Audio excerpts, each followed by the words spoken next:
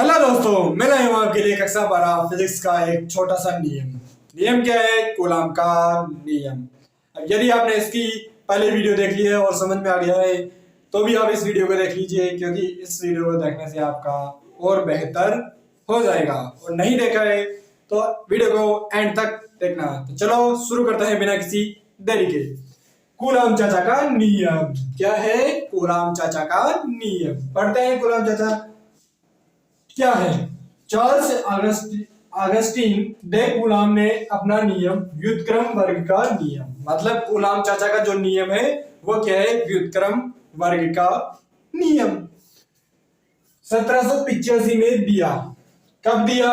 सन 1785 के अंदर दिया। कब दिया था? 1785 में, जिसे कूलाम का नियम कहते हैं।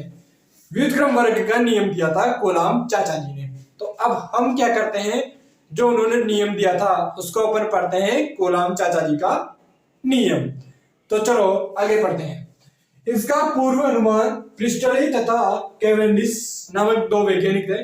प्रिस्टले तथा कैवेंडिश नामक दो वैज्ञानिक थे। इन्होंने पहले से पता लगा लिया था कूलाम चाचा से पहले, लेकिन ऐसा क्या हुआ कि इनका नाम याद नहीं रखते हैं अपन, जबकि नाम किसका लेते हैं?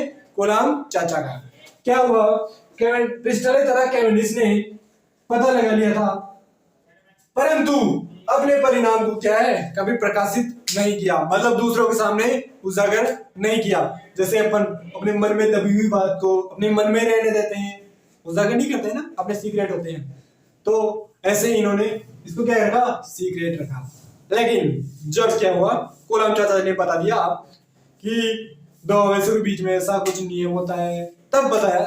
इन्होंने कहा अरे चाचा जी, तुम्हारे से पहले तो हमने सर्च कर लिया था इसको, लेकिन हम अपने दिल में दबा कर रह गए, इसलिए नाम तुम्हारा हो गया कि ये खोज तुमने है।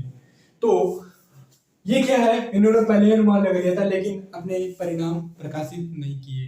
तो यदि आप भी ऐसा ही करते हो, तो यदि अपने दिल में कोई बात हो तो उसको दूसरों के सामने उजागर कर दिया करो। यदि आपके पास बोझ वाली बात है तो इसको दूसरों को बताने से क्या होता है? अपना मन हल्का होता है। और यदि आपके पास ज्ञान है और उसको दूसरों के सामने प्रकट करते हो तो आपके ज्ञान में क्या होती है? वृद्धि होती है। तो चलो आगे बढ़ते हैं अपन कूलाम के नियम को। भाई साहब ने नियम तो दे दिया। नियम क्या था? नियम है दो बिंदु आवेश, यानी कि दो चुटके चुटके से आवेश हैं, चुटके चुटके से आवेश के मध्य लगने वाला बल, मतलब दो चुटके चुटके से आवेश है, इन दोनों के बीच में क्या है? बल लग रहा है। क्या लग रहा है? बल लग रहा है। या तो आकर्षित करेंगे एक दूसरे को, या फिर एक दूसरे को लड़ाई करेंगे, दूसरे को तो दूर दूर करेंगे। ठीक है। तो बल आवेशों के परिमाण, यानी कि उनका परिमाण, यानी कि उनकी मात्रा कितनी है, तो उनकी मात्रा के गुणनफल, यानी कि उनकी मात्रा के गुणनफल के समानुपाती है। मतलब जो बल है दोनों आवेशों के गुणनफल, परिमाण के गुणनफल के समानुपाती है। तथा बीच की दूरी, मतलब आवेशों दो चुटके चुटके से आवेश है, इनके बीच की दूरी कितनी है, उस दूरी को नाप लिया और उसका क्या किया? दूरी के वर्ग के व्युत्क्रमानुपाती, यानी कि 1/, दूरी का स्क्वायर के व्युत्क्रमानुपाती होता है। तो इसको क्या लिख सकते हैं? 1/r²। दूरी को क्या करेंगे अपन? r से रिप्रेजेंट कर देंगे। दूरी के वर्ग के व्युत्क्रमानुपाती होता है। यह है भाई साहब नियम। अब इससे अपन बनाएंगे फॉर्मूला किसका? कूलाम चाचा जी ने तो दिया था, तो बना दे। तैयार हो आप लोग? तो चलो शुरू करते हैं। दो बिंदु आवेश मान लिया अपन ने, माना आवेश क्या है? Q1 और Q2। क्या है? Q1 व Q2, ये क्या है? दो आवेश है। इनका परिमाण क्या हो गया? Q1 और Q2 है। ठीक है। बल, मतलब इनके बीच में, ऐसा इन दोनों के बीच में जो बल लगेगा क्या है? F लगेगा। क्या लगेगा? F यानी फोर्स, फोर्स यानी बल। क्या होता है? बल।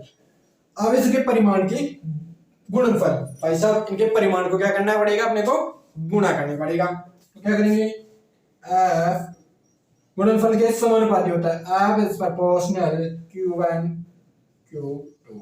भाई साहब इस जो ये लिखा हुआ है इसके हिसाब से तो ऐसा ही होता है।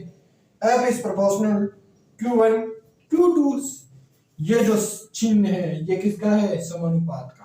समानुपाती है या अनुक्रमानुपाती है, मतलब अनुक्रमानुपाती है। जैसे ये बढ़ेगा वैसे इनका मान भी क्या होगा? बढ़ेगा। जैसे आवेश बढ़ाएंगे, आवेश का मान बढ़ाएंगे तो क्या बढ़ेगा? बल बढ़ेगा। चलो भाई साहब ये कर दिया अपने। अब बीच की दूरी के वर्ग के व्युत्क्रमानुपाती। भाई साहब इनके दोनों के बीच, जैसे ये Q1 और ये Q2 क्या है? दो आवेश है। इनके बीच की दूरी कितनी है? दूरी है r मीटर या r है। भाई क्या है? दूरी क्या है? r। इसके वर्ग के व्युत्क्रमानुपाती होता है। क्या होता है? F is proportional 1/r²। दूरी का वर्ग है और व्युत्क्रमानुपाती होते हैं, मतलब उल्टा होता है। क्या होता है? उल्टा होता है। अब ये हो गई, ये तो इक्वेशन फर्स्ट, ये 2। अब इन दोनों का अपन क्या कर देंगे? मिलाकर एक कर देंगे तो क्या हो जाएगा? F is proportional Q1 Q2 upon r²। क्या हो गया? F is proportional Q1 Q2 upon r²। ये हो गया। अब ऐसे तो कुछ पता नहीं चलेगा कि इसका मान क्या होगा क्या नहीं होगा, तो इस प्रोपोर्शनल को यहाँ से हटाते हैं। क्या करेंगे? इसको हटाएंगे। क्या करेंगे? हटाएंगे तो F इज इक्वल टू, ये हटेगा तो ये कहता है कि मैं हटूंगा तो एक मेरा दूध पिटाकर जाऊंगा। मैं क्या पिटाकर जाऊंगा? दूध पिटाकर जाऊंगा। इसका दूध कौन बनेगा? वो है के। ये के चाचा जी हैं इसके दूध, Q1 Q2 अपॉन r²। अब इस के का मान क्या होगा? क्या होगा भाई साहब इसका मान? चलो लिखते हैं। अपने कूलम चाचा जी ने दिया इसके के 9 न्यूटन मीटर स्क्वायर प्रति कूलम स्क्वायर। ये के का मान है। क्या है? के का मान। तो यह है अपना फॉर्मूला। क्या है? फॉर्मूला। ठीक है, यह है फॉर्मूला। और K इज इक्वल टू क्या होता है? 1/4 pi epsilon not. Epsilon not ये क्या है? परावैद्युतांक, यानी विद्युत का परावैद्युतांक है। तो एप्सिलॉन नॉट क्या होता है? क्या होता है?